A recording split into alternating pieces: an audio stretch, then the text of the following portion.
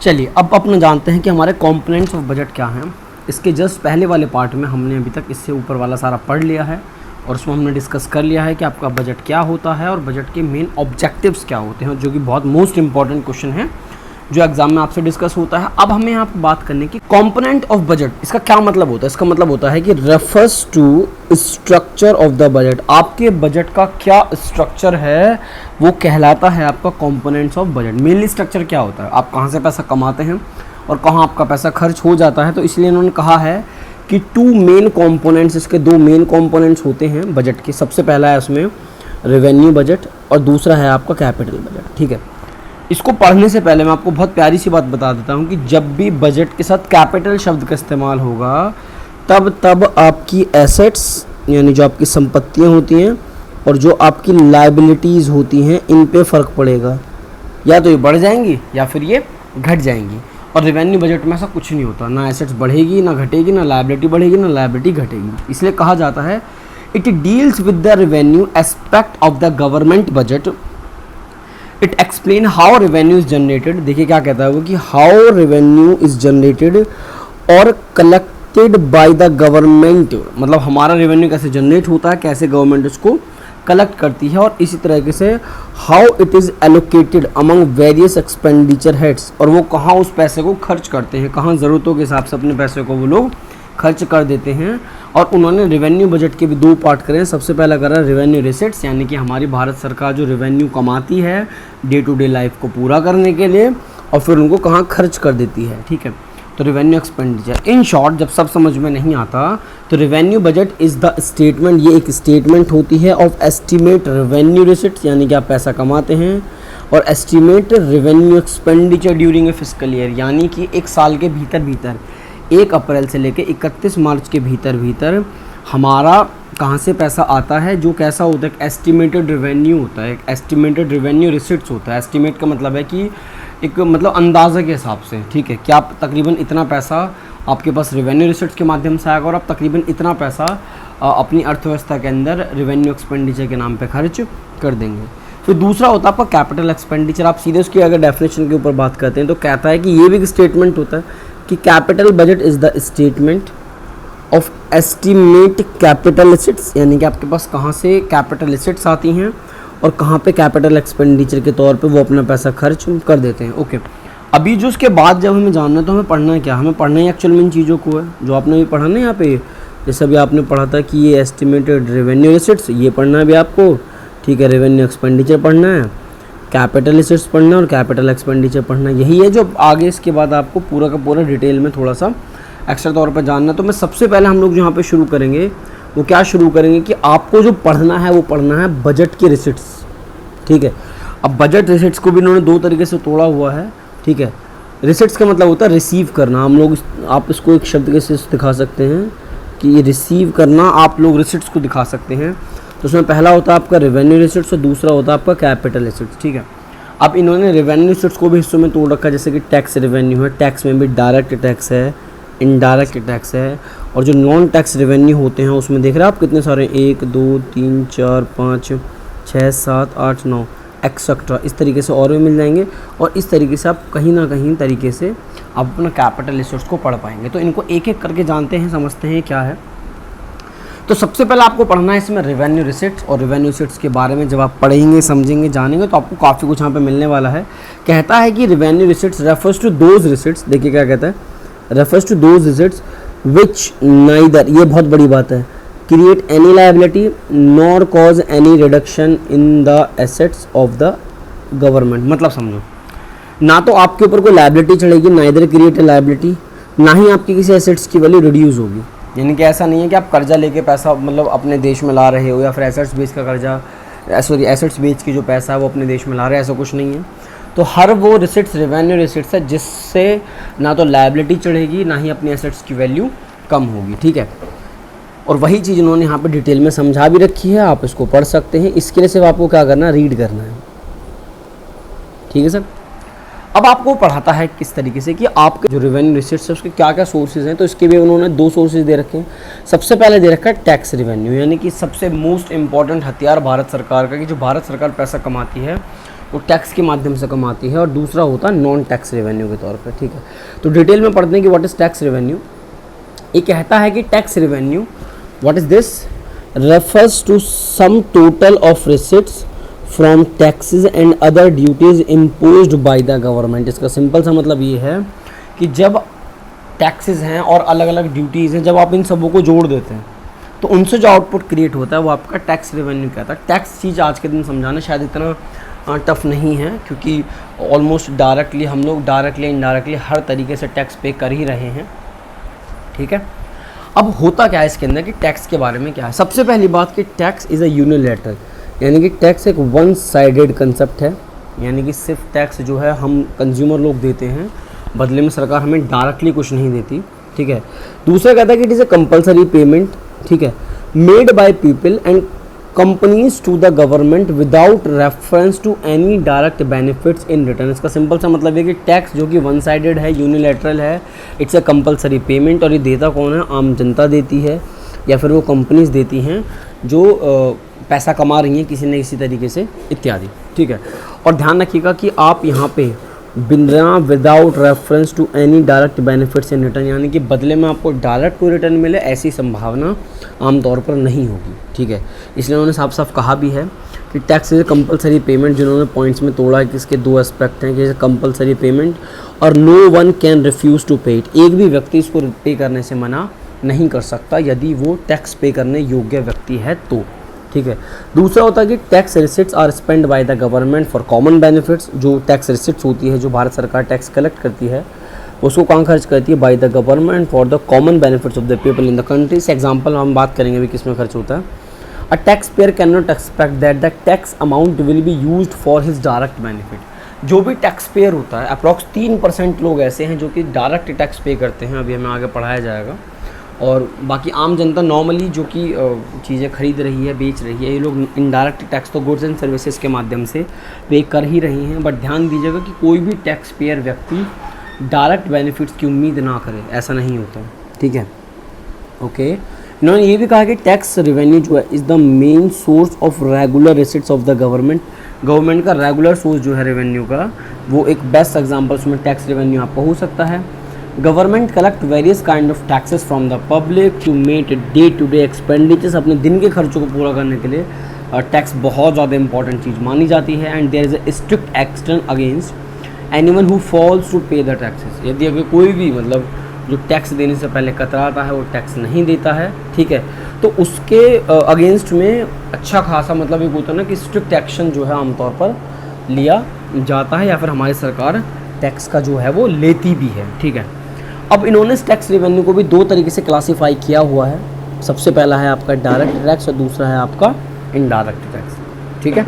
तो अब आप यहाँ पे जानिए कि डायरेक्ट टैक्स किनको कहा जाता है और वो क्या आपको सिखा सकता है। तो यहाँ पे कहता है कि direct tax refers to taxes, ये उन टैक्सेस के लिए कहता है that are imposed on property, जो आपकी प्रॉपर्टी पर लगते हैं, एंड इनकम, जो आपकी इनकम पे लगते हैं, of individual and companies, and their burden can not be shifted to the other person या फिर एंटिटी। मतलब समझिए क्या है, ये एक उदाहरण के लिए दिया गया है कि डायरेक्ट टैक्स आप उन टैक्सेस को कहते हैं जो आम तौर पर आपकी प्रॉपर्टीज़ के ऊपर लगते हैं या फिर आपकी जो इनकम होती है उसके ऊपर लगते हैं, जैसे, या फिर ऐसा भी हो सकता है जो आप प्रॉफिट कमाते हैं उनके ऊपर लगते हैं, ठीक है। तो जो सीधा सीधा आपकी कमाई हुई जो भी एंटिटी है, जो आपने जो भी पैसा कमाया, सीधा उस पर वो मतलब उसकी जो पावर है उसको कम कर देता कहीं ना कहीं, ठीक है। और ये किसी एक व्यक्ति पे भी लग सकता है या फिर पूरी की पूरी कंपनी पे भी लग सकता है। यहाँ पे उन्होंने एक बहुत प्यारी बात कही है कि आप इसके बर्डन को शिफ्ट नहीं कर सकते, मतलब जिसके ऊपर जिम्मेदारी है वही इसकी पे करेगा। और इसके जो पॉइंट्स हैं जो हमें सिखाना चाहते हैं, ये कहते हैं कि they are imposed on individual, किसी एक पर लगेंगे या कंपनीज पर लगेंगे, और and their monetary burden is borne by those on whom they are lived. इसका मतलब ये है कि जो व्यक्ति से मान के चले मैं हूँ, ठीक है, भारत में टैक्स का एक अपना कंसेप्ट है कि यदि आप 5 लाख रुपए एक साल से ज़्यादा कमाते हैं तो आप टैक्स पे करेंगे। अगर मैं 5 लाख से ज़्यादा अगर एक साल में कमाता हूँ तो मैं ही वो व्यक्ति रहूँगा जिसको टैक्स भरना पड़ेगा अपनी इनकम के ऊपर, ठीक है। और मज़े की बात इसमें यह है कि लायबिलिटी टू पे ये किसकी है, मेरी है, इसकी पेमेंट मुझे करनी है, ठीक है। तो कहता है कि the liability to pay the tax या फिर impact and the actual burden of tax lie on the same person. Its burden can not be shifted to other. मतलब सीधी सी बात है, यदि मेरी इनकम 5 लाख से ज़्यादा है एक साल के अंदर, तो उसका बर्डन और उसकी पेमेंट सब मुझे ही करना है, ठीक है। बर्डन भी मेरे ऊपर है और पेमेंट भी मुझे करनी है, मैं उसको टाल नहीं सकता, मैं किसी और के ऊपर इसको छोड़ नहीं सकता, ठीक है। ओके, ये कहता है कि दे आर डायरेक्टली अफेक्टेड, ये डायरेक्टली अफेक्ट करते हैं the income level and purchasing power of people and help to change the level of aggregate demand in the economy. देखिए, टैक्स कब कम रहता है कब ज़्यादा रहता है, तो ये डिपेंड करता है मार्केट की कंडीशन को ध्यान में रखती है। यदि मार्केट में इन्फ्लेशन है तो गवर्नमेंट ज़्यादा टैक्स लगा देती है ताकि चीज़ों का दाम बढ़ जाए, और चीज़ों के दाम बढ़ने से जो आपकी परचेजिंग पावर है वो भी कम हो जाती है। लेकिन जब आप टैक्स ज़्यादा पे करते हैं तो भी आपकी परचेजिंग पावर कम हो जाती है, ठीक है। आप चाहे आप इनकम पे टैक्स ज़्यादा पे करें या किसी और चीज़ पे ज़्यादा टैक्स पे करते हो, तो जो टैक्स होता है डायरेक्टली आपकी परचेजिंग पावर को इम्पैक्ट में डालता है। मान के चलिए कि हमने 5 लाख रुपए कमा लिए, 5 लाख पे हमें 2.5 लाख से शुरू के 2.5 लाख तक कोई टैक्स नहीं होता, लेकिन अगले 2.5 लाख पे हमें 5% टैक्स पे करना है, तकरीबन 12,500 रुपये। तो 12,500 रुपये जो है ये गवर्नमेंट के पास पहुंच जाएंगे, और कहीं ना कहीं वो जो 12,500 रुपये में मार्केट में किसी चेहरे पे खर्च करता, अब वो मैं नहीं कर सकता। आपको यहाँ पे इसके एग्जांपल्स याद रखने पड़ेंगे, 1 नंबर में बिल्कुल पूछे जाते हैं, जैसे कि आपका इनकम टैक्स है, कॉर्पोरेट टैक्स है, इंटरेस्ट टैक्स है, वेल्थ टैक्स है। वैसे वेल्थ टैक्स के लिए कुछ कहा गया है इन लोगों ने, ठीक है, क्योंकि उस पर डबल स्टार दे रखा है, तो ये डबल स्टार आपको यहाँ मिल जाएगा। ये wealth tax is no longer applicable from the financial year 2015 और 16। अब आपको वेल्थ टैक्स पे नहीं करना पड़ेगा, लेकिन ड्यूटी टैक्स है, कैपिटल गेन टैक्स है, ठीक है। तो आप इन कुछ एग्जांपल्स को याद रख सकते हैं ताकि आप उनको एग्ज़ाम में 1 नंबर के लिए सॉल्व कर सकें। इन्होंने डायरेक्ट टैक्स सिस्टम को थोड़ा सा और ज़्यादा डिफाइन किया है, लेकिन वो पावर बूस्टर के अंदर कि direct tax system can be progressive, regressive और द प्रोपोर्शनल। अगर आप उसको डिटेल में पढ़ना चाहते हैं तो जब हम इसे पावर बूस्टर पढ़ाएंगे तब आप इस चीज़ को आराम से पढ़िएगा, ठीक है। अब आप यहाँ पे बात करेंगे इनडायरेक्ट टैक्स को लेकर। तो डायरेक्ट टैक्स ज़्यादा बड़ा नहीं था, इनडायरेक्ट टैक्स के ऊपर बात करेंगे जो आप इनडायरेक्टली पे करते हैं। ये कहता है कि ये वो टैक्सेस होते हैं are those taxes which can be shifted to another person या फिर एंटिटी। इसका मतलब ये है कि डायरेक्ट टैक्स को तो अपना शिफ्ट कर सकते थे, लेकिन यहाँ पे आप शिफ्ट कर सकते हैं। The monetary burden is ultimately born by final user of goods and services rather than the person on whom is tax is levied. They are imposed on goods and services. सबसे पहली बात, ये जो tax लगता है आपका goods and services पे लगता है, और ये जो लायबिलिटी टू पे होता है और जो एक्चुअल बर्डन होता है, आप उसको क्या कर सकते हैं, lie on a different person, it burden can be shifted to other. Example के लिए आप इसको पढ़ सकते हैं। For example, in case of goods and services tax, यानी यहाँ पे GST की बात कर रहा है, the liability to pay tax to the government, ठीक है, आप किसको पे करेंगे, गवर्नमेंट को, is on seller, but actually burden is on consumer because seller collect the GST from them, so burden of indirect tax can be shifted. The best example I think so, मान के चलिए कि tax दिया जाता है government को, और tax पे कौन करता है, एक्चुअल में सेलर टैक्स पे करता है गवर्नमेंट को, लेकिन वो सेलर अपनी जेब से टैक्स पे नहीं करता, वो टैक्स लेता है कंज्यूमर से। तो उसने क्या करा कि अपना जो टैक्स का बर्डन है वो उसने शिफ्ट कर दिया कंज्यूमर के ऊपर, और इनडायरेक्टली उसने कंज्यूमर से टैक्स भरवा दिया किसको, गवर्नमेंट को। बस वो बीच का एक ज़रिया बना है, इसीलिए कहा जाता है कि आप इसको इनडायरेक्ट टैक्स जो है कह पाते हैं, ठीक है। इसमें और एक एग्जांपल दे रखे हैं, जैसे आपको GST दे दिया गया है, ठीक है, बेसिक एक्साइज ड्यूटीज़ दे दी गई हैं, सेंट्रल एक्साइज हो गया है, वैट हो गया है आपके जो पेट्रोलियम प्रोडक्ट्स वगैरह पे, ठीक है, एक्साइज ऑन लिक्वर हो गया जो आपका शराब वगैरह है, इलेक्ट्रिसिटी के एक्स्ट्रा ड्यूटीज़ हैं, स्टैम्प ड्यूटीज़ हैं, या आपका सिक्योरिटी ट्रांजैक्शन टैक्स हो गए, प्रॉपर्टी टैक्स हो गया है, आपका एंट्री टैक्सेस हो गया है, टोल टैक्स हो गया, इत्यादि बहुत सारे हैं, ठीक है। तो following the one nation and one tax system, the all indirect taxes except the above mention indirect taxes. तो उन्होंने वन नेशन वन टैक्स के चलते GST को अप्लाई किया, और ये जो फॉर एग्जांपल अभी आपने पढ़े हैं, ठीक है, इनको छोड़ के बाकी सब टैक्स को एक बना दिया कि अब ज़्यादा परेशान मत हो, आपको अलग अलग टैक्स पे नहीं करना, आप इकट्ठा ये वाला एक टैक्स पे कर दीजिए और दैट्स इट, ठीक है। आप इनडायरेक्ट टैक्स को एक तरीके से अवॉइड भी कर सकते हैं। आप अवॉइड उसको कैसे कर सकते हैं, देखिए, इसको शिफ्ट भी किया जा सकता है और इसको अवॉइड भी किया जा सकता है। अवॉइड करने का सीधा सा मतलब ये है कि आप ऐसी चीज़ें खरीद लीजिए जिन पर टैक्स ही नहीं लगता हो। इनडायरेक्ट टैक्स और कंपलसरी पेमेंट, ये भी कंपलसरी पेमेंट होती है no doubt, but they can be avoid by not entered into those transaction which call for such taxes. Example के लिए बेस्ट है कि आप खादी प्रोडक्ट्स का इस्तेमाल करें, खादी ग्राम उद्योग का इस्तेमाल करें, क्योंकि खादी आइटम्स पे टैक्स लगता ही नहीं है, दैट्स वाई। ठीक है। फिर क्वेश्चन आता है कि how to classify a tax as direct tax और इनडायरेक्ट टैक्स। तो इसको पढ़ने के लिए आप क्या करेंगे, a tax is a direct tax अगर आप इसका बर्डन शिफ्ट नहीं कर सकते तो। एग्जाम्पल के लिए income tax is a direct tax as an impact and incidence is on the same person. और इनडायरेक्ट टैक्स का क्या मतलब होता है कि आप उसका बर्डन शिफ्ट कर सकते हैं। एग्जाम्पल के लिए आप जीएसटी को याद रख सकते हैं, ठीक है। बाकी इनके बीच का एक डिफरेंस दिया गया है, आप डिफरेंस को बहुत आराम से रीड कर लीजिए तो भी आपके लिए सफिशेंट है। आप उसके इम्पैक्ट की बात करते हैं तो direct tax levied on individual किसी एक पर्टिकुलर व्यक्ति पे या फिर जो हमारी कंपनीज होती हैं उन पे लगता है, ठीक है। और ये जो आपका इम्पैक्ट है वो किस पे लगता है, जो आपका टैक्स लगता है वो लगता है गुड्स एंड सर्विसेज पे। बर्डन है, आप इसको कैन नॉट बी शिफ्टेड, आप इसको शिफ्ट नहीं कर सकते। और ये कहता है कि कैन बी शिफ्टेड, आप इसको शिफ्ट कर सकते हैं। नेचर की बात करते हैं तो जनरली ये प्रोग्रेसिव नेचर का होता है, यानी कि जैसे जैसे आपकी इनकम बढ़ेगी वैसे वैसे टैक्स ये बढ़ता चले जाएगा। और ये कहते हैं देयर आर जनरली प्रपोर्शन, यानी कि जितना आप सामान खरीदेंगे उस हिसाब से आपको टैक्स देना, कम ज़्यादा कोई टेंशन है ही नहीं। अगर आप कवरेज की बात करते हैं they have limited reach as they do not reach all the section of the economy. सभी के लिए नहीं है। अप्रॉक्स अर्थव्यवस्था की 3% आबादी ही की इंडिया के अंदर में अगर बात करता हूँ 3% आबादी ही जो है वो अपना डायरेक्ट टैक्स पे करती है। और यहाँ पे बहुत ज़्यादा वाइड कवरेज है, ठीक है, क्योंकि यहाँ पे लगभग सारे ही सेक्शंस जो हैं जितने भी सोसाइटी के हैं वो इसके अंदर इन्वॉल्व हो जाते हैं। आप एग्जांपल के लिए इनको पढ़ सकते हैं कि कॉर्पोरेट टैक्स क्या है। तो कॉर्पोरेट टैक्स आपका एक डायरेक्ट टैक्स का एग्जांपल है, ये एग्ज़ाम में 2006-2016 में आया हुआ है। गुड्स एंड सर्विस टैक्स आपका इनडायरेक्ट टैक्स है, ये आपसे कंपार्टमेंट 2016 में पूछ लिया गया था। इनकम टैक्स आपका डायरेक्ट टैक्स है। कैपिटल गेन टैक्स आपका डायरेक्ट टैक्स है, ये भी 2016 के कंपार्टमेंट में पूछ लिया गया था, ठीक है। बाकी कहता है कि classification of items as direct और इनडायरेक्ट रेफर्स टू हॉट्स, ये हम बाद में जब क्वेश्चन आंसर्स की बात करेंगे तब हम हॉट्स वगैरह सब यहाँ पे फ्यूचर में पढ़ने वाले हैं। अभी फिलहाल हम अपनी बुक की बात कर रहे हैं। फिर कहता है कि non tax revenue, what is this. कहता है कि नॉन टैक्स रेवेन्यू ऐसे रेवेन्यू होते हैं जहाँ पर आप टैक्स के अलावा जो कमाते हो। तो कहता है कि receipts of the government of all resources other than those of tax receipts, जो आप टैक्स से नहीं कमाते अलग से कमाते हो वो है आपका नॉन टैक्स रेवेन्यू। यानी कि जो भारत सरकार टैक्स के अलावा जिस तरीके से पैसा कमा लेती है देश के अंदर से रेवेन्यू नेचर पे, वो क्या है आपका non tax revenue. The main source of non tax revenue, तो आपके जो मेन सोर्सेज हैं उसमें सबसे पहले आपसे दिया गया interest. Government receive interest on loans, government receive करती है interest on loan given by it to state government, या अपनी स्टेट गवर्नमेंट को लोन देते हैं,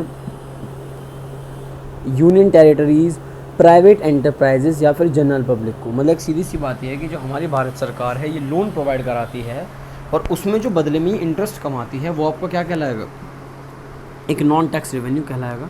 फिर दूसरा होता है आपका प्रॉफिट या फिर एक होता है आपका dividend. Dividend is the part of profit.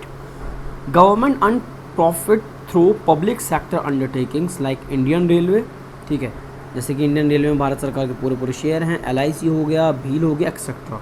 It earned profit from the sale proceeds of the product of such public enterprises. Government also get dividend from its investment in other countries. ध्यान दीजिएगा कि जो भी यहाँ नाम गिनवाए गए हैं, चाहे वो इंडियन रेलवे हो, चाहे वो LIC हो, चाहे वो भील हो, यहाँ पे तो ये पब्लिक सेक्टर अंडरटेकिंग्स है, इसमें तो ऑलमोस्ट गवर्नमेंट के सारे शेयर हैं। तो वहाँ से जो भी ये प्रॉफिट अर्न करते हैं वो किसका होता है, गवर्नमेंट का होता है। It's a non tax revenue. उसके अलावा गवर्नमेंट को डिविडेंड भी मिलता है क्योंकि गवर्नमेंट ने इन्वेस्ट कर रखा है अदर कंपनीज़ के अंदर, ठीक है। जैसे शायद अभी गवर्नमेंट लास्ट में, आई थिंक मैं इतना श्योर नहीं हूँ बट स्टिल जितना मुझे याद है कि उन्होंने वीक के अंदर इन्वेस्ट किया है, ठीक है। और अभी जो नेटवर्क टेलीकॉम मार्केट है उसके अंदर जो उनका आपका BSNL है, ठीक है, वो चीज़ भी अब यहाँ पे आने वाली है, ठीक है, क्योंकि वो लोग भी 4G के अंदर अपने आप को इंट्रोड्यूस करा रहे हैं और उसका फ़ायदा सिर्फ कंज्यूमर्स को मिलने वाला है। थर्ड है आपका यहाँ पे फ़ीस। और फीस क्या होता है, फ़ीस होता है कि भाई आपको जो सर्विसेज दी जाती हैं आमतौर पर, जिस तरह की सुविधाएं आपको दी जाती हैं, यहाँ पे काम वगैरह करवाए जाते हैं तो उसके लिए फ़ीस चार्ज की जाती है। तो कहता है कि imposed by the government to cover the cost of recurring services provided by it, यानी कि जो आपको सर्विसेज प्रोवाइड करवाई जाती हैं उसके बदले में जो आपसे फ़ीस ली जाएगी वो ये नॉन टैक्स रेवेन्यू का काम करेगा। Such services are generally in public interest. देख रहे हैं आप, जो सर्विसेज पब्लिक इंटरेस्ट को पूरा करने के लिए दी जाती हैं उसके लिए जो लोग पे करते हैं, हु रिसीव सच सर्विसेज, जो उन सर्विसेज को रिसीव करता है, ठीक। एग्जाम्पल के लिए जैसे कि आपकी कोर्ट फीस है, ठीक है जी, आपका किसी चीज़ का रजिस्ट्रेशन कराते हैं, रजिस्ट्रेशन फ़ीस है। अगर आप कोई सामान खरीदते हैं तो आपका इंपोर्ट फ़ीस है, एक्सेट्रा से बहुत सारे एग्जांपल्स हो सकते हैं। तो जो भी व्यक्ति कोर्ट में जाता है, कोर्ट में उसको जिस भी तरीके की सुविधा चाहिए सुविधा मिलती है, तो उसके बदले में वो कुछ कोर्ट फीस वहाँ पे कर देता है। उसके बाद एक शब्द आता है आपका लाइसेंस फ़ीस। लाइसेंस फ़ीस क्या है? कुल मिला के लाइसेंस का कहना था कि पेमेंट करती है, payment charged by the government to the grant permission for something.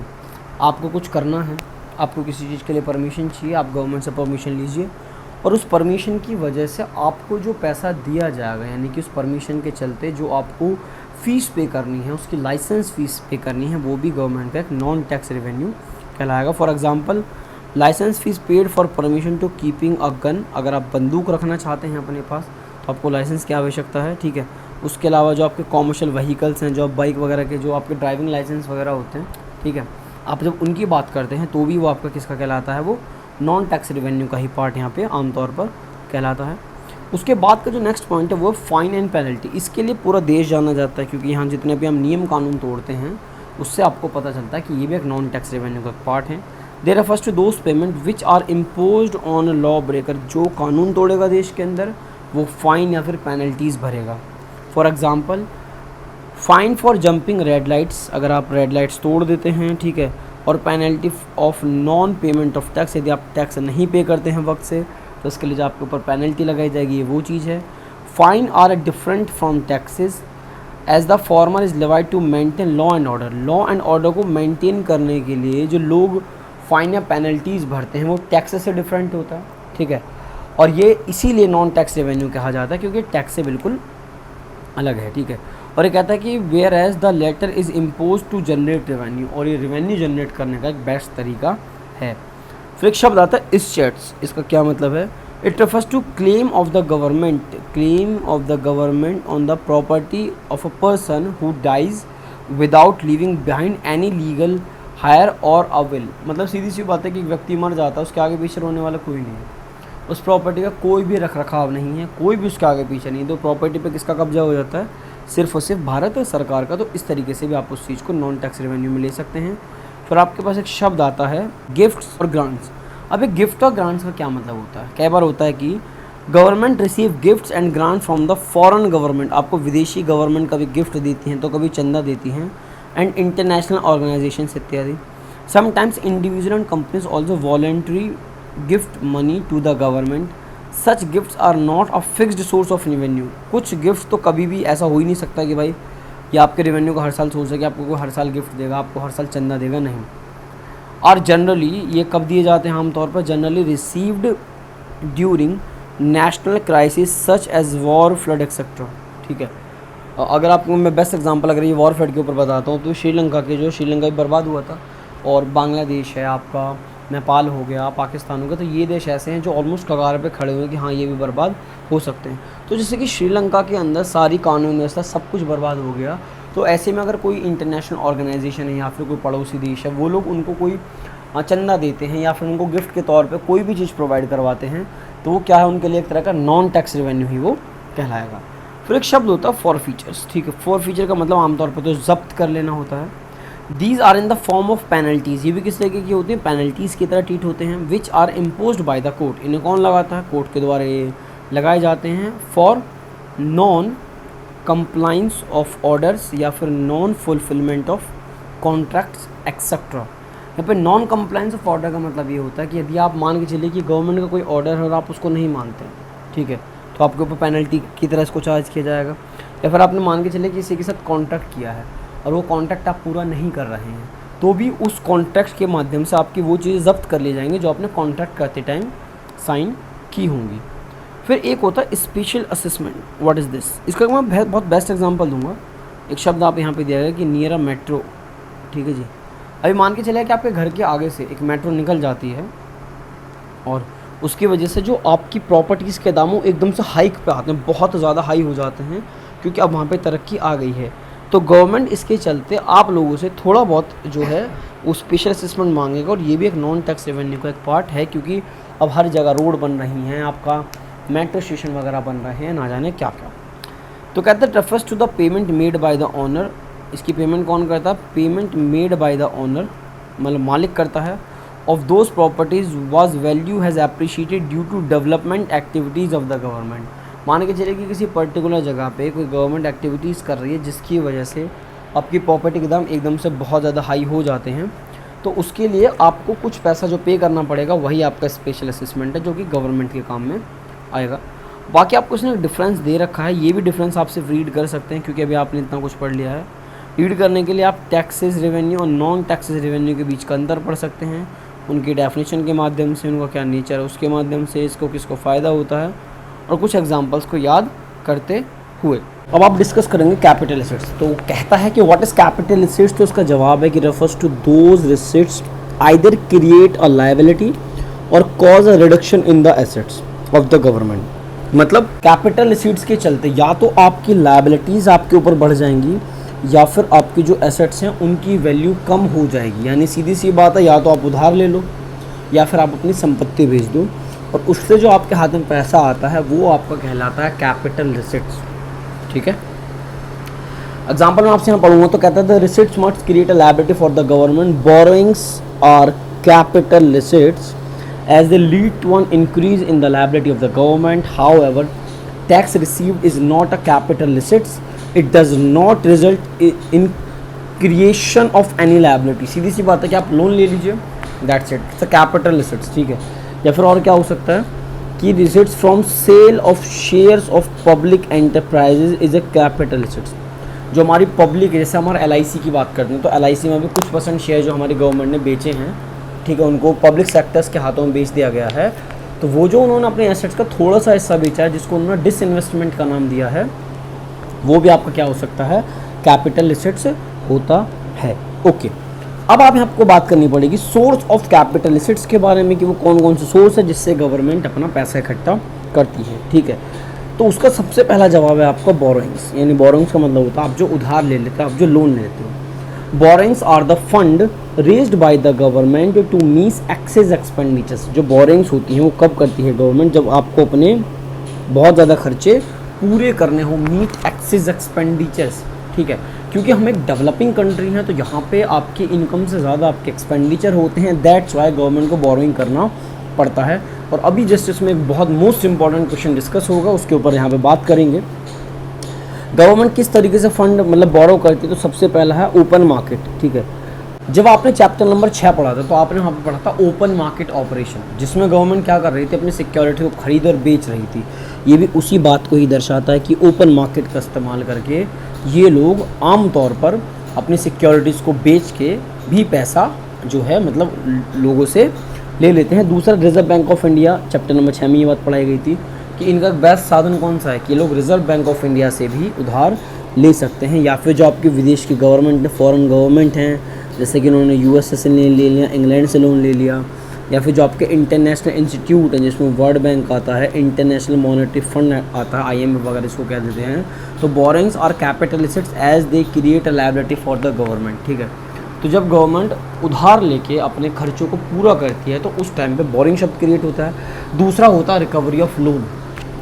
अब रिकवरी ऑफ लोन का क्या मतलब, अभी आपने से थोड़ी देर पहले पढ़ा था कि आपको इंटरेस्ट रिसीव होता है तो उस इंटरेस्ट को आपने नॉन टैक्स रेवेन्यू को काम दिया था, जिसमें गवर्नमेंट लोन दे रही होती है किसको, हमारी स्टेट गवर्नमेंट को दे देती है, यूनियन टेरिटरीज को दे देती है, जनरल पब्लिक को दे देती है, क्या बार तो ऐसा होता है दूसरे देशों को भी दे देती है।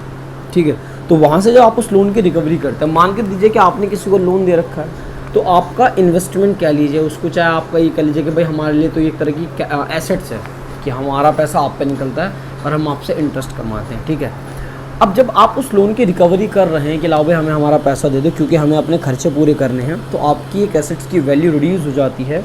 और कहता है कि government grant various loan to state government और union government, recovery of such loan is a capital assets as it reduce the assets of the government.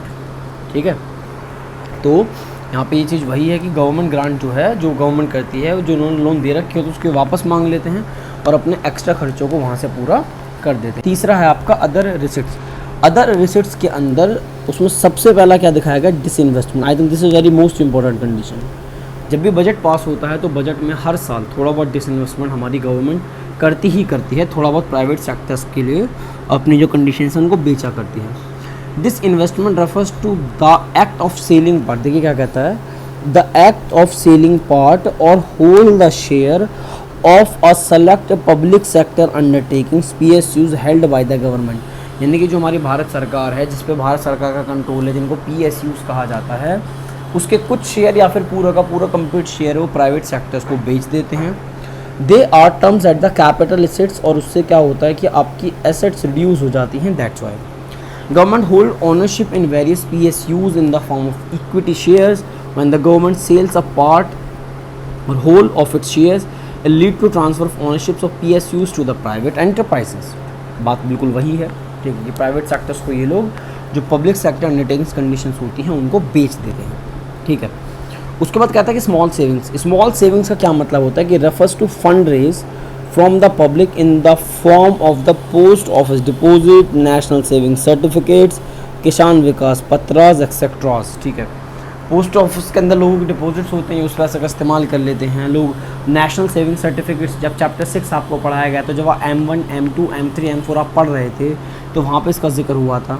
तो कुछ इस तरीके से जो लोग पैसा गवर्नमेंट के पास डिपॉजिट करते हैं फॉर शॉर्ट टर्म पीरियड या लॉन्ग टर्म पीरियड के लिए, वो उस पैसे को भी अपने खर्चे पूरे करने में इस्तेमाल कर लेते हैं, और जब लोगों की ज़रूरतें होती हैं, जब वक्त आता है, तब उनको उनका पैसा वापस कर देते हैं। They are treat at the capital assets, क्योंकि इसकी वजह से क्या होता है कि जब आप औरों का पैसा इस्तेमाल करके अपने खर्चे पूरे करोगे तो आपके ऊपर कर्जा चढ़ जाएगा, ठीक है जी। तो इस तरीके से आप अपने कैपिटल एसेट्स को पढ़ पाते हैं। अब आप यहाँ पे बात करेंगे debit creating versus non debit creating capital assets. Debit creating capital assets कौन सी होती है, तो ये कहता है these are the capital assets which create debts for the government. क्या कहता है कि जिसकी वजह से क्रिएट हो जाता है कर्जा गवर्नमेंट के ऊपर। Net borrowing by the government, for example debt creating capital assets. Non debt में क्या होता है, जिसकी वजह से आपके ऊपर कर्जा नहीं चढ़ता। मतलब सीधी सी बात है कि जब आप लोन लेते हैं, जब आपकी लायबिलिटी बढ़ती है तो उसको कहते हैं, इन शॉर्ट आप कह दीजिए ना, उसके ऊपर ज़्यादा कोई टांग खींचने की, जब आपके ऊपर लायबिलिटी आप लोग ले लेते हैं तो लायबिलिटी के टाइम पे कहा था कि डेट क्रिएटिंग, यानी कि आपके ऊपर कर्जा चढ़ रहा है। और नॉन डेट्स के अंदर क्या होता है, रिकवरी ऑफ लोन और डिसइन्वेस्टमेंट। तो या तो यहाँ पे आपका लोन इंक्रीज़ हो जाएगा, और यहाँ क्या होता है जो आपकी एसेट्स हैं उनकी वैल्यू क्या हो जाएगी, यहाँ पे डिक्रीज़ हो जाएगी, ठीक है। उसके बाद आप इसका जो इनके बीच का जो कंपैरिजन है, जो बीच का डिफरेंस है, आप उसको रीड कर लीजिए। अगर आपने उसमें ध्यान से सुना है तो आप इसको पढ़ के भी मात्र समझ सकते हैं। फिर उसके बाद यहाँ पे एक क्वेश्चन आता है कि आप किस तरीके से क्लासीफाई करेंगे कि कौन से रिसीट्स रेवेन्यू है, कौन से कैपिटल है। तो जब लायबिलिटी और एसेट्स पे इम्पैक्ट पड़ता हो तो कैपिटल, ठीक है, और जब इन पे इम्पैक्ट नहीं पड़ता तब revenue. Is a simple deal, okay. कुछ एग्जांपल्स इन्होंने हमारे ले लिए हैं। लोन फ्रॉम वर्ल्ड लोन, जब आप लोन लेते हैं वर्ल्ड बैंक से तो it's a capital assets. Corporate tax it's a revenue assets, ठीक है, क्योंकि ये इससे आपको कोई एसेट्स लायबिलिटी फ़र्क नहीं पड़ता। ग्रांट रिसीव जो होता है वो भी आपका रेवेन्यू रिसीट्स है। प्रॉफिट जो है पब्लिक सेक्टर का, ये रेवेन्यू रिसीट्स है। Public of public sector undertaking it's a capital receipts, या फिर उसके लिए आप डिसइन्वेस्टमेंट जैसे शब्दों का इस्तेमाल कर सकते हैं, ठीक है। ये कहता है कि foreign add against earthquake victims it's a revenue receipts, ठीक है। जब कभी कभी दिक्कत हो जाती है तो वो आपको गिफ्ट एंड ग्रांट्स वगैरह दे देते हैं। डिविडेंड जो है या फिर वो आपका रेवेन्यू रिसीट्स है। बोरिंग्स अगर आप करते हैं तो कैपिटल रिसीट्स है। Fees revenue receipts. Recovery of loan capital receipts. Interest receive revenue receipts. Tax receipts revenue receipts etcetera. It's a very simple concept, ठीक है, जिसकी वजह से एसेट्स लायबिलिटी पे इम्पैक्ट पड़ेगा वो कैपिटल को दर्शाएगा, अदरवाइज वो रेवेन्यू ही रहेगा। अब क्वेश्चन यहाँ पे ये यूज होता है कि गवर्नमेंट पैसा खर्च करती तो करती कहाँ पे है। तो उन्होंने इस चीज़ को भी दो चीज़ों में तोड़ रखा है। सबसे पहले तोड़ रखा है रेवेन्यू एक्सपेंडिचर, और दूसरा तोड़ रखा है किसमें, कैपिटल एक्सपेंडिचर। बजट एक्सपेंडिचर की डेफिनेशन क्या है, refers to the estimated expenditure of the government during a fiscal given year. आप एक साल के अंदर 1 अप्रैल से लेकर 31 मार्च तक आपके जो भी एस्टिमेटेड एक्सपेंडिचर्स होते हैं गवर्नमेंट के, जो भी उन्होंने संभावित है कि हम यहाँ इतना खर्च करेंगे, वहाँ इतना खर्च करेंगे, ठीक है, उनका सम आपका बजटरी एक्सपेंडिचर कहलाता है। And is the sum of revenue expenditure and capital expenditure. What is revenue expenditure, वापस से जिसकी वजह से एसेट से लायबिलिटी पे कोई फर्क नहीं पड़े, वो कहलाएगा आपका रेवेन्यू एक्सपेंडिचर, जबकि आपकी डेफिनेशन वही सिखाएगी। ये कहता है कि refers to the expenditure which neither create any assets nor causes reduction in any liability of the government. यानी कि जब आपकी ना तो कोई एसेट्स क्रिएट हो रही है खर्चा करने से, ना ही आपकी कोई लायबिलिटी की पेमेंट हो रही है, तो ऐसे खर्चे को आप रेवेन्यू एक्सपेंडिचर के नाम से जानते हैं। It is recurring in nature. Recurring का मतलब होता है कि ये रेगुलर बेस होते हैं, ठीक है, ये आपको रेगुलर बेसिस के तौर पे खर्च करते रहने पड़ते हैं। इट इज़ इनकर on normal functioning of the government and provision for the various services, ठीक है। तो जो नॉर्मल फंक्शनिंग होती है गवर्नमेंट का, नॉर्मल चीज़ों में ही पैसा खर्च रहता है, यानी कुल मिला के जो डे टू डे एक्सपेंसेस होते हैं उसमें ही आपका पैसा खर्च होता है।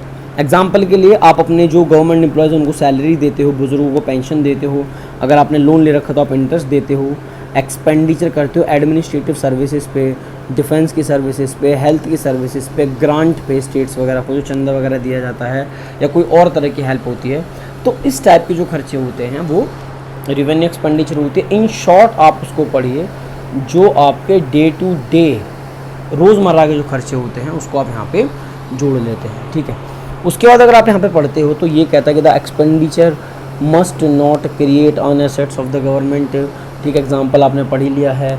The expenditure must not decrease in liability, ठीक है। अगर आप ये कहता है कि repayment of borings is not a revenue expenditure, देखिए अगर आपने लोन लिया है तो वो लोन लेना आपका कैपिटल एसेट्स था, उस लोन पे जब आप इंटरेस्ट पे करते हो तो वो आपका क्या बन जाता है, रेवेन्यू एक्सपेंडिचर बन जाता है। लेकिन जब आप लोन की पेमेंट करोगे तो लोन पे करने का मतलब है लायबिलिटी उतारना, इंटरेस्ट पे करने से कोई लायबिलिटी यहाँ पे नहीं उतरती, ठीक है। तो दिस इज़ इट, इतना छोटा सा ही काफ़ी है कि आप इससे जो रेवेन्यू एक्सपेंडिचर को आप यहाँ पे पढ़ पाए। अब आपको डिस्कस करना है व्हाट इज़ कैपिटल एक्सपेंडिचर, ठीक है। तो कैपिटल एक्सपेंडिचर उनको कहा जाता है विच आइदर क्रिएट एन एसेट्स, या तो आपकी संपत्ति बढ़ा दें, cause a reduction in the liability of the government, या फिर गवर्नमेंट के ऊपर जो लायबिलिटी है उसको घटा दें, ठीक है। इट इज़ नॉन रिकरिंग, ये रेगुलर नहीं होते, ये कभी कभी वाले होते हैं। It adds to the capital stock, यानी कि जब आप इन्वेस्ट करते हैं आप पैसों में तो आपकी एसेट्स बढ़ती हैं, तो आपका कैपिटल स्टॉक इकोनॉमी के अंदर बढ़ जाता है। It adds to capital stock of the economy and increase the productivity through expenditure long term period development program like metro or flyovers, ठीक है। गवर्नमेंट मेट्रो बना रही है, फ्लाई ओवर्स बना रही है, और ना जाने और बहुत सारे जो उनके एक्टिवेट प्रोजेक्ट्स हैं जिससे वो लोग अपना जो इंफ्रास्ट्रक्चर है उसे तैयार कर रहे हैं, वो आपका कैपिटल एक्सपेंडिचर का पार्ट है, ठीक है। उसके अलावा होता है कि loan to state and union territories, expenditure on building roads, flyovers, factories, purchase of machine, repayments of borrowing etcetera, ठीक है। तो यहाँ पे वो कहता है कि आप, सीधी सी बात है कि या तो आपकी एसेट्स क्रिएट हो जाएगी, जैसे कि आपने मेट्रो का कंस्ट्रक्शन किया, ठीक है, आप रोड बना रहे हैं, आप हाईवेज वगैरह बना रहे हैं, इन सब के ऊपर, यानी कि जिस खर्चे से आपकी संपत्ति तैयार हो जाए वो आपका क्या कहते हैं, वो कहलाएगा आपका कैपिटल एक्सपेंडिचर। या फिर आप क्या करेंगे, अपने को कर्जा चुका दीजिए, आपके ऊपर जिस भी तरह के कर्जा, आपने लोन ले रखा, अपना लोन चुका दीजिए, it's a what, it's a capital expenditure. तो इसको इतने से में समझा दिया जाता है। अगर आप इसके बीच का डिफरेंस पढ़ना चाहते हैं तो आप इस वाले कंसेप्ट को सिर्फ मात्र रीड करते हैं तो भी आप इसको बहुत आराम से समझ पाते हैं, और फिर यहाँ पे आपको कुछ मिलेंगे एग्जाम्पल। क्वेश्चन वापस से वही है कि आप कैसे क्लासीफाई करेंगे कि कौन सा एक्सपेंडिचर रेवेन्यू और कौन सा कैपिटल। तो ये भी वही है कि अगर एसेट्स लायबिलिटी घटती बढ़ती हैं तो आपका कैपिटल, अदरवाइज वो रेवेन्यू रहेगा, ठीक है। सब्सिडीज़ की बात करें तो सब्सिडीज़ ट्रांसफ़र होती है, वन साइडेड होता है, इट्स ए रेवेन्यू एक्सपेंडिचर। ये कहता है डिफेंस कैपिटल इक्विपमेंट्स, ठीक है, परचेज फ्रॉम जर्मनी, आपने जर्मनी से डिफेंस के लिए कुछ इक्विपमेंट्स खरीदे, इट्स ए कैपिटल एक्सपेंडिचर, क्योंकि इससे जो गवर्नमेंट की जो सेना है उनकी एक एसेट्स तैयार होती है कि उनके पास लड़ाकू विमान आ जाते हैं।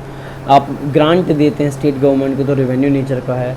अगर आप स्कूल की कंस्ट्रक्शन करते हैं तो वो कैपिटल एक्सपेंडिचर है। ये कहता है कि expenditure incurred on admission defence service, अभी पढ़ा था, revenue expenditure. Repayment of loan capital expenditure है। अगर आप बिल्डिंग या ब्रिज बनाते हैं तो कैपिटल एक्सपेंडिचर। आप सैलरीज वगैरह पे करते हैं तो रेवेन्यू है। आपने क्या करा कि आपने एक फ्लाईओवर कंस्ट्रक्ट कर दिया तो कैपिटल एक्सपेंडिचर है। अगर आपने अमाउंट बोरो किया था यूएसए से तो कैपिटल एक्सपेंडिचर है। आपने टैक्स का कलेक्शन करा तो रेवेन्यू एक्सपेंडिचर है, ठीक है जी। कहता है expenditure on collection of taxes, ठीक है। तो टैक्सेस का कलेक्शन आपने, यानी कि जो टैक्स कलेक्ट करा उसमें जो खर्चा आप कर रहे हैं, ठीक है। अब ऐसा तो नहीं है कि टैक्स सामने वाला खुद से आएगा चल के ले लीजिए, उसमें तो कुछ पैसा खर्च होता होगा ना, ऐसी बात नहीं है, पैसा कलेक्ट करने के लिए पैसा खर्च होता है। एक्सपेंडिचर इन परचेजिंग कंप्यूटर तो कैपिटल एक्सपेंडिचर इत्यादि, ठीक है। Expenditure in scholarship it's a revenue expenditure, और ना जाने क्या क्या, ठीक है। अब आप हमारे यहाँ पे बात सुनो कि जो आपके बजट्स हैं जिसको अभी आप यहाँ पे पढ़ रहे हैं वो है आपका यूनियन बजट, जो कि सेंट्रल गवर्नमेंट के हिसाब से होता है, ठीक है। तो भाई इसमें भी उन्होंने उसको 3 तरीके से तोड़ रखा। सबसे पहला आपका बैलेंस बजट। बैलेंस बजट का मतलब ये होता है कि आपका जो भी एस्टिमेट था, यानी कि receipts are equal to the estimate government expenditure. सरकार ने कहा कि हम 1 लाख करोड़ खर्च करेंगे और उतना ही खर्च होता है तो बैलेंस्ड है। सरप्लस में क्या जाता है, सरप्लस में ये होता है कि आपका it is estimate government receipts are more than the estimated government expenditure. जब आपकी गवर्नमेंट रिसिट्स ज़्यादा होगी गवर्नमेंट एक्सपेंडिचर, अब सरप्लस में जाएंगे। डेफिसिट बजट क्या होता है, जब आपके खर्चे यानी कि आपकी जो रिसिट्स है वो लेस देन है किससे, एक्सपेंडिचर से, तो आपका क्या कहलाएगा, वो डेफिसिट बजट। ठीक है, तो फिर ये क्वेश्चन आता है कि आप कैसे मेज़र करते हैं अपने गवर्नमेंट डेफिसिट को, तो उसके ऊपर बात करेंगे। और ये क्वेश्चन 1 से लेके 3 मार्क्स तक के लिए आराम से डिस्कसेबल हो जाता है। और ये क्वेश्चन डायरेक्ट भी मिल जाता है और आपको 1 नंबर के तौर पे इनडायरेक्ट भी मिल जाता है। तो अब आप कैसे मतलब मेज़र करोगे अपने गवर्नमेंट का डेफिसिट कि गवर्नमेंट कैसे लॉस में चल रही है। एक डेवलपिंग कंट्री होने के नाते हम लोग खर्च ज़्यादा करते हैं, कमाते कम हैं, तो किस तरह के जो गवर्नमेंट डेफिसिट है इसमें वो जानना, और इसमें ये भी जानना है कि किस तरीके से इसमें 1 नंबर का क्वेश्चन जो है हम लोगों से पूछ लिया जाता है। तो सबसे पहले बात करते हैं कि व्हाट इज बजटरी डेफिसिट। ठीक है, तो कहता है कि is defined as the excess of total estimated expenditure over the total estimated revenue. इसका सीधा सा मतलब है कि जो आपका टोटल एस्टिमेटेड खर्चा, यानी कि जो आपने अंदाज़ा लगाया था कि हम 10,000 करोड़ खर्च करेंगे से एग्जाम्पल, और फिर आपने प्रेडिक्ट करा था कि हम लोग इतना कमाएंगे, तो आपका जो एक्सपेंडिचर है वो ज़्यादा है किससे, आपकी टोटल एस्टिमेटेड रेवेन्यू से। मान के चलिए कि आपने कमाए हैं 8,000 करोड़ और आपने खर्च करे हैं से एग्जाम्पल 9,000 करोड़ रुपये, तो आपका 1,000 रुपये नेगेटिव बैलेंस आया है। तो वो जो 1,000 रुपये का नेगेटिव बैलेंस है वही क्या है, गवर्नमेंट डेफिसिट है, बजटरी डेफिसिट है। ठीक है, when the government spend more than its collect than its acquire budgetary deficit. आपका बजट कब नेगेटिव में जा रहा है, जब आपके खर्चे आपकी इनकम से ज़्यादा होंगे, और उससे ये फॉर्मूला क्रिएट होता है कि budgetary deficit is equal to में टोटल एक्सपेंडिचर माइनस टोटल का रिसिट्स। ठीक है, अब ध्यान दीजिएगा यहाँ पे जो टोटल एक्सपेंडिचर है ये ज़्यादा है आपकी टोटल रिसिट से। इस बात को ध्यान रखिएगा, इससे डेफिसिट पैदा होता है। अगर आपके टोटल रिसिट से ज़्यादा है तो क्या बात है। ठीक है, अब जो ये बजटरी डेफिसिट होता है उसके भी ऑलमोस्ट 3 टाइप्स है। सबसे पहला वाला है रेवेन्यू डेफिसिट, फिर है आपका फिस्कल डेफिसिट और फिर है आपका प्राइमरी डेफिसिट। इनके बारे में जानते हैं कि व्हाट इज़ रेवेन्यू डेफिसिट। तो रेवेन्यू डेफिसिट का एक सिंपल सा मतलब ये है, जब आप इसकी परिभाषा को पढ़ोगे, it refers to excess of revenue expenditure over revenue receipts during the given fiscal year. इसका मतलब ये है कि जब आप रेवेन्यू डेफिसिट निकालते कैसे हैं कि आप रेवेन्यू एक्सपेंडिचर में से रेवेन्यू रिसिट्स को माइनस कर दीजिए तो आपको रेवेन्यू डेफिसिट मिल जाएगा, और ये इसका एक फॉर्मूला होता है। तो सिंपल सा पढ़ सकते हो कि what is revenue deficit. Revenue deficit is the difference between revenue expenditure and revenue receipts, that's it. Okay, then उसके बाद कहता है कि revenue deficit signifies that government owns revenue is insufficient to meet the expenditure on normal functioning of government department and provision for various services. इसका क्या मतलब है कि ये इस बात को दर्शाता है, इस बात को सिग्निफिकेंस करता है कि गवर्नमेंट खुद के रेवेन्यू से मतलब इनसफिशिएंट है, कि वो उस मतलब गवर्नमेंट के जो खुद के रेवेन्यू है, जिस तरीके से वो पैसा कमाते हैं, तो वो इतने भी सक्षम नहीं हैं कि वो अपने डे टू डे एक्सपेंडिचर्स को पूरा कर सकें। जो उनका नॉर्मल फंक्शनिंग है, जैसे कि एक इंसान का नॉर्मल खर्चा होता है, डे टू डे के एक्सपेंसेस होते हैं, आप उसको भी मीट नहीं कर पा रहे हो, तो इट्स डिफाइन कि आपको रेवेन्यू डेफिसिट हो रहा है। ठीक है, अब इसका क्या क्या इम्पैक्ट होता है, तो इसके लिए हमें पढ़ना पड़ेगा इम्प्लीकेशन ऑफ रेवेन्यू डेफिसिट। इसके लिए सबसे पहली परिभाषा है, it's dedicate the inability of the government to meet its regular and recurring expenditure in the proposed budget.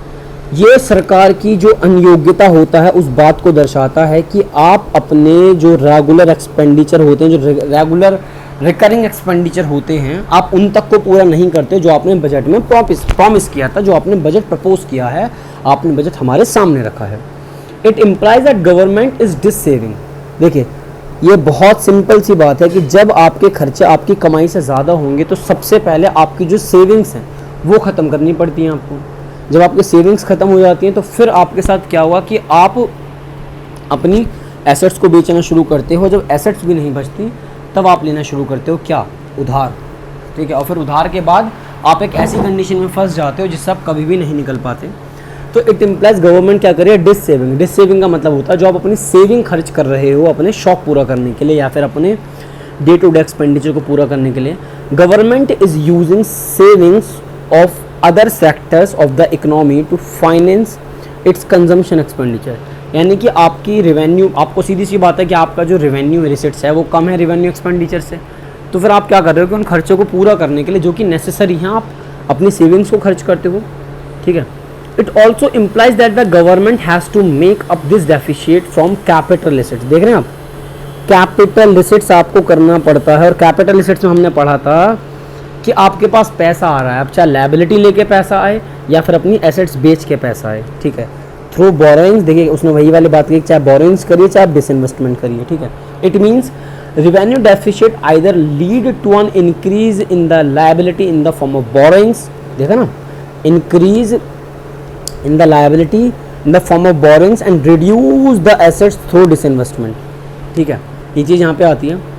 use of capital receipts for meeting the extra consumption expenditure leads an inflationary situation in the economy, ठीक है। अब आप ये भी देखिए कि जब आप कैपिटल रिसिट्स की बात करते हैं, ठीक है, तो उससे क्या होता है आपकी इकोनॉमी में एक्स्ट्रा, आपकी इकोनॉमी में जितना ज़्यादा पैसा आएगा उतना ज़्यादा आप क्या करेंगे, एक्सपेंडिचर करेंगे, क्योंकि जितना ज़्यादा पैसा लोगों के हाथ में होता है उतनी ही ज़्यादा वो डिमांड क्रिएट करते हैं, और ओवर डिमांड इन्फ्लेशन को दावत देता है, इन्फ्लेशन को बढ़ावा देता है। Higher borrowing increase in the future burden in terms of loan amount and interest payment, and increase in such interest burden will be lead increase to revenue expenditure in the future. This will result in further rise in the revenue deficit. अब आप इस बात को ना समझ के देखिएगा, अगर आपके डे टू डे खर्चे ज़्यादा हैं और आपकी कमाई कम है, तो आप पहले इनएबिलिटी को दर्शाते हैं गवर्नमेंट की, फिर ये लोग क्या कहते हैं कि उसकी वजह से अपने डिस सेविंग्स को खर्च करते हैं, अपनी सेविंग्स को खर्च कर देते हैं, जिसको डिस सेविंग आप कह रहे हैं। फिर आपका क्या होता है कि आप लोन लेते हैं या फिर आप डिस इन्वेस्टमेंट करते हैं। अब आप जितना ज़्यादा लोन लेंगे उतना ज़्यादा आपको क्या पे करना पड़ेगा, इंटरेस्ट पे करना पड़ेगा। और इंटरेस्ट किसका पार्ट होता है, आपका इंटरेस्ट पार्ट होता है किसका, रेवेन्यू एक्सपेंडिचर का। हमने बताया था कि borrowing is a capital receipts, ठीक है, लेकिन बोरोइंग पे जो इंटरेस्ट जाता है वो है आपका रेवेन्यू एक्सपेंडिचर, ठीक है। तो फ्यूचर में बेवजह रेवेन्यू एक्सपेंडिचर सिर्फ इस बात से बढ़ रहा है क्योंकि आपके ऊपर बहुत सारा कर्जा है और उस कर्जे का ब्याज आपको हर बार देना ही देना है, okay. A high revenue deficit gives a warning signal to the government, ये वार्निंग होती है एक तरह का warning signal to the government, either crucial its expenditure or increase its revenue. इनका सीधी सी बात है कि या तो आप अपने खर्चे कम कर लीजिए या फिर आपको अपना रेवेन्यू बढ़ाना पड़ेगा। अगर आपके ऊपर बहुत ज़्यादा खर्चा हो रहा है तो आपके सीधे से दो उसूल हैं, या तो आप अपनी कमाई बढ़ाइए पहला, या फिर आप अपने खर्चे कम करिए, ओके। ये बॉक्स के अंदर छोटी सी चीज़ लिखी है, इसका क्या मतलब है, according to far sighted approach revenue receipts should always be more than the revenue expenditure so that surplus can be used for development projects. However, India budget is facing revenue deficit in past of several years. ये बात बिल्कुल सही है कि अगर आप लोग surplus में चलते हो तो आप जो एक्स्ट्रा पैसा कमा रहे हो या फिर जो अपने खर्चों से ऊपर पैसा बचा रहे हो, आप उसको अपने डेवलपमेंट प्रोजेक्ट्स में लगा सकते हो, आप अपने देश की तरक्की में लगा सकते हो। लेकिन अगर भारत की बात करते हैं तो भारत बहुत टाइम से फेस कर रहा है रेवेन्यू डेफिशिएट पिछले कई सालों से, ओके। तो means of revenue deficit reduce कैसे कर सकते हैं, तो सबसे पहले आपको रिड्यूस करने measure to reduce revenue deficit, उसके लिए आप क्या करेंगे कि रिड्यूस करना पड़ेगा अपना खर्चा। Government should take serious step to reduce is expenditure and avoid unproductive or unnecessary expenditure. अगर आपको पता है कि आपका जो डेफिशिएट है वो बहुत ज़्यादा है तो आप ऐसे में क्या करेंगे कि आप अनवांटेड खर्चे कम करेंगे, जो ज़रूरी नहीं है उनको बिल्कुल नहीं करेंगे, जो अनप्रोडक्टिव है उनको बिल्कुल नहीं करेंगे। और दूसरा क्या होगा, आप अपना रेवेन्यू क्या कर लेंगे, इंक्रीज़ करेंगे। अब आप रेवेन्यू कैसे इंक्रीज़ कर सकते हैं, उसके लिए आपको टैक्स का सहारा लेना पड़ेगा, जो नॉन टैक्स रेवेन्यू होते हैं उनका सहारा लेना पड़ेगा। आप करंट में देख रहे होंगे गवर्नमेंट अपने जो टैक्सेस हैं वो हर चीज़ पे क्या कर रही है, इंक्रीज़ कर रही है, मार्केट से रेवेन्यू क्रिएट कर रही है, ओके। तो this is what, this is revenue deficit. अब ये जो फिस्कल डेफिशिएट है, इस बात पे क्वेश्चन आया था कि व्हाट इज़ फिस्कल डेफिशिएट, आया सिर्फ 1 मार्क्स में था, उसका जवाब बहुत ज़्यादा आसान है कि what is fiscal deficit, okay. पहले इसको पूरा पढ़ते हैं। Fiscal deficit present more comprehensive view of budgetary imbalance. It is widely used as a budgetary tools for explaining and understand the budgetary development in India। नहीं आया, कोई बात नहीं। सबसे पहले बात करते हैं कि फिस्कल डेफिशिएट है क्या। ये कहता है कि excess of total expenditure over total receipts, और ध्यान दीजिएगा एक्सक्लूडिंग बोरोइंग्स, बोरोइंग्स की बात नहीं हो रही है। आपका जो भी टोटल खर्चा है, जो भी एस्टिमेटेड टोटल खर्चा है आपके देश का, वो आपकी टोटल कमाई से ज़्यादा है, ठीक है। तो physical deficit is the difference between total expenditure and total receipts, जिसमें आप बोरोइंग्स को इंक्लूड नहीं करते, क्योंकि रिसिट्स के अंदर जो कैपिटल रिसिट्स हैं उसके अंदर बोरोइंग्स को इंक्लूड किया जाता है। ये वाली बात आपको ध्यान रखनी है, ठीक है। ये टोटल रिसिट्स का क्या मतलब है, इसमें आप अपनी रेवेन्यू रिसिट्स ले लीजिए। आपको सेकंड क्या पढ़ना है, कैपिटल रिसिट्स एक्सक्लूडिंग बोरोइंग्स। आप बोरोइंग्स को यहाँ से हटा दीजिए, या फिर आप किन के ऊपर बात कर रहे हैं, आप इनको क्या कह सकते हैं, non debt creating capital assets, यानी कि आप सिर्फ उस पैसे की बात करेंगे बोरिंग्स हटाने के बाद जो आपके ऊपर कर्जा नहीं चढ़ाता। तो non debt creating capital assets का क्या मतलब है, include all the capital assets except the borrowings, यानी कि आपने हर तरह के कैपिटल, चाहे वो आपने अपनी रिकवरी ऑफ लोन किया हो, चाहे आपने वो डिसइन्वेस्टमेंट किया हो, एक्सेट्रा कुछ भी, ठीक है। So such receipts do not give rise to debts, मतलब आपके ऊपर कर्जा नहीं चढ़ रहा है, आप लोन की रिकवरी कर रहे हैं या फिर आप क्या कर रहे हैं, इन्वेस्टमेंट कर रहे हैं, ऐसे पैसे को आप अपनी टोटल रिसिट्स में लेके चलेंगे। क्या होता है, मतलब क्या उसका इम्पैक्ट पड़ता है, तो आपको इम्प्लीकेशन जानना है फिस्कल डेफिसिट का, जिसमें सबसे पहला आपका डेप्ट है। डेप्ट आपका मतलब है जाल का कर्जा, जाल का कर्जा।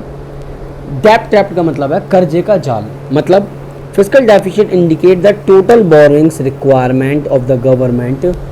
The borrowings not only involve repayment of principal amount but also require payment of interest। देखिए, जब आप लोन लेते हैं, जब आप बोरोइंग्स करते हैं, तो आपको सिर्फ प्रिंसिपल अमाउंट ही पे नहीं करना होता, उसके साथ साथ क्या करना होता है, आपको साथ में इंटरेस्ट पे और करना होता है। Interest is the part of revenue expenditure, और जितना ज़्यादा आपका रेवेन्यू एक्सपेंडिचर होगा उतना ही बजटरी डेफिसिट देखने को आमतौर पर मिल जाएगा। इंटरेस्ट पेमेंट इंक्रीज, देखिए इसने कह भी दिया, इंटरेस्ट पेमेंट इंक्रीज करता है रेवेन्यू एक्सपेंडिचर को, which leads to revenue deficit, और वो बजटरी डेफिसिट के लिए भी गलत है, ठीक है। उसके बाद आप क्या पढ़ेंगे, it's create a vicious circle of fiscal deficit and revenue deficit when government take more loan to repay the earlier loan, as a result country is catching in a debt trap। मान के चलिए कि भाई आपको पता है कि हमारे खर्चे स्टिल हमारी इनकम से ज़्यादा हैं, तो जब तक आपके खर्चे इनकम से ज़्यादा रहेंगे तब तक तो आप अपने किसी भी कर्जे की भुगतान कर ही नहीं सकते। तो ऐसे में क्या होता है कि व्यक्ति पुराना कर्जा चुकाने के चलते अपना नया कर्जा और उठा लेता है फालतू। पहले आपको मान के चलिए 10 लाख रुपए आपने उठाया, उस पर आप पे 2 लाख का कर्जा हो गया, तो 12 लाख रुपए हो गए। अब आपने क्या करा, मार्केट से 12 लाख उठा लिए, तो अब जो नेक्स्ट पे ब्याज लगेगा वो किस पे लगेगा, 12 लाख, फिर कल को 15 लाख उठाएंगे, फिर 20 लाख उठाएंगे, ठीक है। तो इस तरीके से क्या होता है कि आपके ऊपर लगातार कर्जा चढ़ता चले जाता है और एक जाल में आप फंस जाते हैं। ऐसे केसेस में इन्फ्लेशन बहुत ज़्यादा देखने को मिलता है, महंगाई बहुत ज़्यादा हो जाती है। Government mainly borrow from reserve bank of India to meet its financial deficit. RBI print new currency to meet the deficit requirement. It increase the money supply in the economy, which leads to increase in general price level and create inflationary pressure। इसका मतलब समझते हैं क्या है।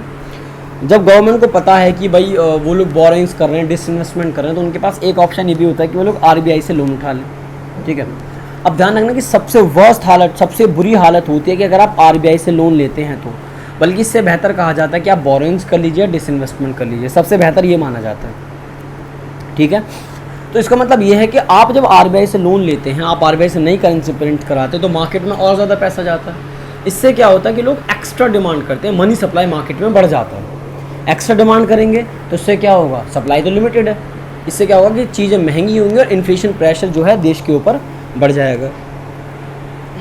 तीसरा क्या होता है कि आप कहीं ना कहीं विदेशियों के ऊपर डिपेंड होते चले जाते हैं, जिनसे आप लोन वगैरह या कोई भी सहायता मांगते हैं। Government also borrows from rest of the world which raise its dependence on other countries. बिल्कुल सही बात है। अगर आप लगातार कर्जा लेते जा रहे हैं, तो एक टाइम आपका ऐसा आ जाएगा कि आप टोटली किसके ऊपर डिपेंड हो जाएंगे, विदेशियों के ऊपर डिपेंड हो जाएंगे, जो कि गलत है और hampers the future growth. Borrowings increase the financial burden for future generation. It adversely affect the future growth and development prospectus of the country. इसका सीधा सा मतलब ये है कि जब आप आज कर्जे में डूबे हुए हो तो आप फ्यूचर में ग्रोथ नहीं कर सकते। ये थोड़ा सा और बताना चाहता है, कहता है कि fiscal deficit gives borrowing requirement of the government, तो it must not be allowed to rise beyond the manageable limits. The safest limit या safe limit of the fiscal deficit is considerable to 3% of GDP। 3% अगर आप GDP का आपका fiscal deficit है तो ठीक है, इससे ऊपर अगर होता है तो प्रॉब्लम की बात है। Great physical deficit implies greater borrowings bye the government, so the high physical deficit is inherently bad for the health of an economy. अगर आप 3% से ज़्यादा का फिजिकल डेफिसिट करते हैं तो ना सिर्फ आपके लिए, आपकी पूरी अर्थव्यवस्था के लिए ही वो बेकार होगा। उसके अलावा आप इन फॉर्मूलेज को रीड कर सकते हैं कि आप यहाँ देख पाएंगे कि किस अलग अलग तरीके से आप फिजिकल डेफिसिट कैलकुलेट कर सकते हैं। हमने पढ़ा था ये वाला, ठीक है जी। टोटल एक्सपेंडिचर का मतलब क्या है, आपका revenue expenditure plus capital expenditure, और टोटल एसेट्स में आपने क्या लिया था, revenue assets plus capital assets excluding boring. तो वो इसी चीज़ को कैसे लिख सकते हैं जब आपको फिजिकल निकालना है कि आप इस फॉर्मूले को ब्रैकेट के साथ जब सॉल्व करेंगे तो देखिए ये वाला जो माइनस है इसको भी माइनस का बना देगा, इसको भी माइनस का बना देगा। तो आप अपने रिवेन्यू एक्सपेंडिचर से माइनस कर दीजिए रिवेन्यू रिसिट्स और कैपिटल एक्सपेंडिचर से माइनस कर दीजिए कैपिटल रिसिट्स, तो इस तरीके से फॉर्मूला क्रिएट हो जाएगा। इन शॉर्ट कि आपका रिवेन्यू एक्सपेंडिचर में से रिवेन्यू रिसिट्स माइनस करने पर आपको क्या मिलता है, रिवेन्यू डेफिसिट मिलता है। तो अगर आप अपने रिवेन्यू डेफिसिट में से capital expenditure minus capital receipts कर देते हैं तो उस केस में भी आपको फिजिकल डेफिसिट मिल जाएगा। और अगर सिर्फ ऐसा है कि आपको एक किसी टाइम पे at time only the total borrowings are given, in case physical deficit आपकी टोटल बोरोइंग्स के इक्वल भी हो जाएगा। यानी कि जैसा आपको इन्फॉर्मेशन गिवन होगी उस हिसाब से आप अपनी कंडीशंस को फाइंड करते हैं। और अब आपको सिर्फ आपको इस वाले पार्ट को क्या करना है, रीड करना है। ओके, फिर वो आपसे कहेगा कि आपके सोर्सेज क्या हैं फिजिकल डेफिसिट के, कि आप फिजिकल डेफिसिट को पूरा करने के लिए कहाँ से फाइनेंस लाते हैं, कैसे पैसा लाते हैं। तो सबसे पहला है आपका बोरिंग्स, आप लोन लेते हैं। Physical deficit can meet by borrowings from the internal resources, जैसे कि पब्लिक से हो गया, कॉमर्शियल बैंक से हो गया इत्यादि, और एक्सटर्नल में हो गया विदेशी गवर्नमेंट हो गई, इंटरनेशनल ऑर्गेनाइजेशन हो गई, वर्ल्ड बैंक, IMF वगैरह, इन सब से। या फिर वो क्या करते हैं कि वो डेफिसिट फाइनेंसिंग कराते हैं, डेफिसिट फाइनेंसिंग इन शॉर्ट कि वो नई करेंसी प्रिंट कराते हैं। और वो करता कौन है, RBI। तो RBI against is security to meet finance physical deficit, RBI issue new currency for this purpose. और उस पर्पस को क्या कहते थे आप, deficit financing, and is the worst condition. एक बात और सुनिए, इसको पूरा पढ़ते हैं। ये कहता है कि borrowings are considered a better source as they do not increase in the money supply. इसका मतलब क्या होता है आप समझेंगे, which is regarded as the main cause of inflation. On the other hand deficit financing जो होती है may lead to inflationary trends in the economy due to the more money supply। देखिए सबसे पहले तो उसने कहा कि बोरोइंग्स जो कि आप लोन की बात करते हैं are considered a better source as they do not increase the money supply. ठीक है, होता क्या है कि जब आप नई करेंसी प्रिंट कराते हो RBI से, तो वो करेंसी फिर आमतौर पर जो हमारी मार्केट है उसमें फिर सर्कुलेट होती रहती है। यानी कि अगर आप बाहर से पैसा लेते हो तो वो आपको एक टाइम के बाद रिफ़ंड भी करना है, लेकिन जो आपके घर में ही नई करेंसी एक्स्ट्रा प्रिंट हुई है वो तो आपकी ही मार्केट में फ्लक्चुएट होती रहेगी। इसलिए कहा भी जाता है कि जो बोरिंग्स होता है इज़ द बेटर ऑप्शन, कि आप नई करेंसी प्रिंट मत कराओ। ठीक है, उससे होगा क्या कि उससे मनी सप्लाई मार्केट में और ज़्यादा बढ़ेगा, और जितना ज़्यादा मनी सप्लाई मार्केट में बढ़ेगा लोगों के हाथ में पैसा रहेगा, और लोग उससे करते हैं अनवांटेड डिमांड, और अनवांटेड डिमांड की वजह से पैदा होती है आपकी भला क्या, इन्फ्लेशन की कंडीशन। चीज़ें अपने आप महंगी हो जाती हैं क्योंकि सप्लाई तो लिमिटेड है ना, बाकी जो आपकी डिमांड है वो उससे बहुत ज़्यादा हो जाएगी। तो एक लिमिटेड सप्लाई में एक्स्ट्रा डिमांड क्रिएट्स इन्फ्लेशन। ठीक है, अब आपको यहाँ पे पढ़ना है प्राइमरी डेफिसिट, ये इसका लास्ट पॉइंट है और लास्ट टॉपिक है ये, इसके बाद ये चैप्टर डन हो जाएगा। प्राइमरी डेफिसिट आपसे क्या कहता है कि कहता है refers to difference between physical deficit of the current year, यानी कि जो करंट ईयर का फिजिकल डेफिसिट है, and interest payment on the previous borrowings. यानी कि आपका जो करंट का फिजिकल ईयर है, ठीक है, जो भी आपने यहाँ पे पढ़ा कि फिजिकल ईयर क्या होता है, आप इस चीज़ को भी 1 मार्क में याद रखेंगे। ठीक है, कि आप अपने टोटल एक्सपेंडिचर में से टोटल एसेट्स को माइनस करेंगे और जिसमें आप बोरिंग्स को एक्सक्लूड कर देंगे। ठीक है, मतलब आपको कर्जे वर्जे की बात यहाँ पे नहीं करनी। तो कहता है कि आप करंट ईयर के फिजिकल डेफिसिट में से माइनस कर दीजिए इंटरेस्ट पेमेंट, वो भी एक ऐसी इंटरेस्ट जो कि आपने पहले का भी लोन ले रखा है, प्रीवियस ईयर के जो लोन ले रखे हैं या बोरिंग्स ले रखी हैं उनका पैसा। The total boring requirement of the government include the interest commitments on the accumulated debts. Primary deficit reflects the extent to which such interest commitments have complied the government to borrow in the current period। देखिए होता क्या है, अगर आपका जो deficit face है वो बहुत ज़्यादा है और आप बहुत ज़्यादा लोन ले रहे हैं, ठीक है, तो उस लोन की जितनी ज़्यादा लोन होगी उस लोन की पेमेंट भी आपको उसी हिसाब से ज़्यादा करनी पड़ेगी, क्योंकि प्रिंसिपल अमाउंट के साथ साथ आपको ब्याज देना पड़ता है। अब आपको पता है कि आप एक डेवलपिंग कंट्री हो और आपके यहाँ पे खर्चे ज़्यादा होने स्वाभाविक हैं आपकी कमाई से ज़्यादा, तो आप जो है अपना लोन की रीपेमेंट कभी कर ही नहीं पाते। ऐसे में क्या करते हैं कि आप ज़्यादा से ज़्यादा लोन उठाते हैं, और ज़्यादा से ज़्यादा लोन जो है वो आमतौर पर परेशान कर देता है कि जैसे आपने 10 लाख का लोन लिया, उस पे ब्याज देना, फिर वो ब्याज नहीं दे पाए अगर किसी कारणवश, तो कल को हो सकता है 12 लाख का लोन लेना पड़ जाए, या 15 लाख का लोन लेना पड़ जाए, या 20 लाख का, जितना भी डिपेंड करता है, जिस हिसाब से आपके ऊपर बर्डन बढ़ता चले जाएगा, तो उसी हिसाब से आपका ये वर्क यहाँ पे करके दिखाता रहेगा। ये कहता है कि इम्प्लीकेशन ऑफ प्राइमरी डेफिसिट आपको क्या दिखाता है, it indicate how much of the government borrowing are gone on to meet expenses other than the interest payment. Okay, ये कहता है कि how much the government borrowings are going, मतलब कि गवर्नमेंट कितना बोरो कर रही है अपने खर्चों को पूरा करने के लिए, जिसमें अभी वो लिखता है other than the interest payment, यानी कि आपको डे टू डे एक्सपेंसेस करने हैं, इंटरेस्ट पेमेंट के लिए आपको बोरोइंग्स की बात अभी यहाँ पे नहीं करनी है। The difference between fiscal deficit and the primary deficit show the amount of interest payment on the borrowing made in past. ऐसा क्यों हुआ, क्योंकि अभी इसने यहाँ पे क्या कहा है कि देखिए, अगर आप इसी फॉर्मूले को थोड़ा सा करते हैं तो आप इंटरेस्ट पेमेंट कैसे निकाल सकते हैं, आप इंटरेस्ट पेमेंट निकाल सकते हैं कि आप अपने फिस्कल डेफिसिट से माइनस कर दीजिए प्राइमरी डेफिसिट, तो आपको पता चल जाएगा कि आप कितना सिर्फ इंटरेस्ट पे कर रहे हैं, वो भी अपने पुराने जो आपके लोन हैं उनके अमाउंट के ऊपर। सो अ लो और ज़ीरो प्राइमरी डेफिसिट, यानी कि अगर आपका प्राइमरी डेफिसिट ज़ीरो है या बहुत ज़्यादा कम है, indicate that the interest commitment on the earlier loan have force the government to borrow. अब आप इस बात का मतलब समझो, ठीक है, ये कब ज़ीरो हो सकता है, कहता है कि जब फिस्कल डेफिसिट में से जब आप इंटरेस्ट पेमेंट माइनस करोगे तो आपको प्राइमरी डेफिसिट मिलेगा। अगर आपका इंटरेस्ट पेमेंट इतना ज़्यादा हो जाए कि वो फिस्कल डेफिसिट के इक्वल आने लगे, यानी कि आपका टोटल एक्सपेंडिचर और टोटल एसेट्स जिसमें से आप बोरिंग्स को हटा देते हैं उसके इक्वल आने लगे, इसका मतलब ये है कि आपका इंटरेस्ट अब इतना ज़्यादा बढ़ चुका है कि वो फिस्कल डेफिसिट के बिल्कुल इक्वल है, यानी कि आप जो डे टू डे एक्सपेंसेस करते हैं लगभग उतना ही आपको ब्याज पे करना होता है, क्योंकि आपने इतनी ज़्यादा बोरिंग्स कर रखी हैं।